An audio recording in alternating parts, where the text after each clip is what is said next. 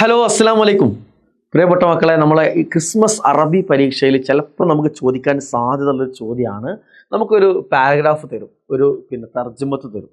തർജ്ജമ എന്ന് പറഞ്ഞാൽ പ്രൊഫൈൽ തരും.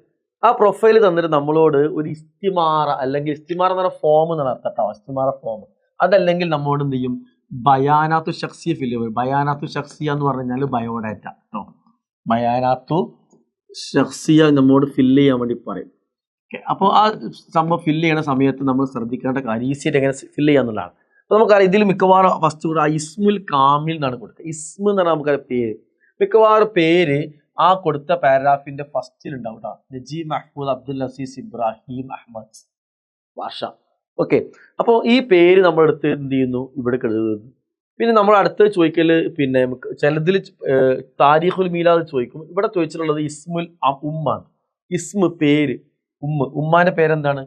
ഉമ്മന്റെ പേര് മിക്കവാറും വാലിദത്തുഹാന്നല്ല വാലിദ് എന്ന് പറഞ്ഞതിലുണ്ടാവും. ഓക്കെ, സെൻസ് നല്ലപോലെ വായിച്ചു നോക്കാം. വാലിദുഹു ഉപ്പ, അലിദർശിക്കാരാണ് അബ് എന്നാണ് അർത്ഥം കേട്ടോ. പിന്നെയോ വാലിദത്ത് എന്ന് പറഞ്ഞാൽ ഉമ്മ്, വാലിദത്ത് എന്നാൽ ഉമ്മ്.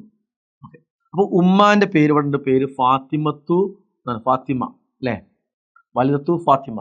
അപ്പൊ ആ പേര് നമ്മൾ എന്ത് ചെയ്യുന്നു, ഇവിടെ എടുത്ത് എഴുതുന്നു. ഓക്കെ, ഇനി മറ്റൊന്ന് ഇവിടെ ഇസ്മുൽ അബ് നാം പറഞ്ഞു വാലിദ്. അപ്പൊ വാലിദിന്റെ പേര് അബ്ദുൽ അസീസ്. ഇത് നമ്മൾ എന്ത് ചെയ്യുന്നു, ഇവിടെ എടുത്തത്. ഇനി ആമുൽ മീലാദ്, മീലാദ് എന്ന് പറഞ്ഞാൽ എന്താ അർത്ഥം?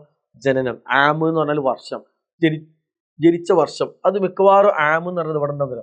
ഈ വുലിദ എന്ന് പറയുന്ന സെന്റൻസിൽ ഉണ്ടാവും ജനിച്ചതുമായി ബന്ധപ്പെട്ട എല്ലാ കാര്യങ്ങളും. നമുക്ക് അങ്ങനെ നോക്കാം. വുലിദ ഈ സെന്റൻസിൽ എന്തുണ്ട്, ജനിച്ച വർഷമുണ്ട്. അത് ഇവിടെ എടുത്ത് എഴുതാം നമുക്ക്. ഓക്കെ, അപ്പൊ ആൻസർ കിട്ടിയല്ലോ.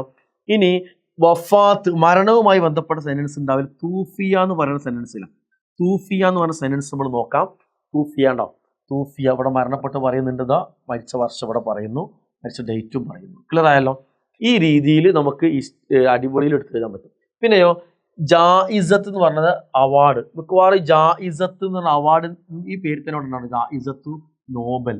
അപ്പോൾ നമുക്ക് എന്ത് ചെയ്യാം, ഈ ജായിസത്ത് നോബൽ എടുത്ത് എഴുതാം. ഞാൻ അത് ക്ലിയർ ആവാത്തവർക്ക് ഈ സെന്റൻസ് അതേപോലെ എടുത്തിട്ട് എന്ത് ചെയ്യാം, ഇവിടെ എഴുതാം. ഓക്കെ, ഈ രീതിയിൽ ഈ പാരഗ്രാഫിൽ നിന്ന് നമുക്ക് ഇവിടെ കൊടുത്ത ഡാറ്റകൾ എന്താണോ അതനുസരിച്ചിട്ടുള്ളത് നല്ലപോലെ വായിച്ചു നോക്കുക. വായിച്ചിട്ട് ആ സംഭവങ്ങൾ എടുത്ത് എഴുതുക. പ്രത്യേകം ശ്രദ്ധിക്കേണ്ടത് ജനിച്ചതുമായി ബന്ധപ്പെട്ട കാര്യങ്ങളൊന്നും ഉണ്ടാവും. വുലിദ എന്ന് പറഞ്ഞ സെന്റൻസിൽ ഉണ്ടാവും. മരണപ്പെട്ട ഡാറ്റകൾ തൂഫിയ എന്ന് പറഞ്ഞ സെന്റൻസിൽ ഉണ്ടാവും. ബാക്കിയൊക്കെ നമുക്ക് അതേപോലെ തന്നെ എന്ത് ചെയ്യാൻ പറ്റും, എഴുതാൻ പറ്റും. ഓക്കെ, അങ്ങനെ ഒരു ക്വസ്റ്റ്യൻ വരികയാണെങ്കിൽ ഇത് ഇതേപോലെ ഫില്ല് ചെയ്യുക. ഇതിന്റെ മാർക്ക് നിങ്ങൾ സ്കോർ ചെയ്യുക. Okay, all the best. അസ്സലാമു അലൈക്കും.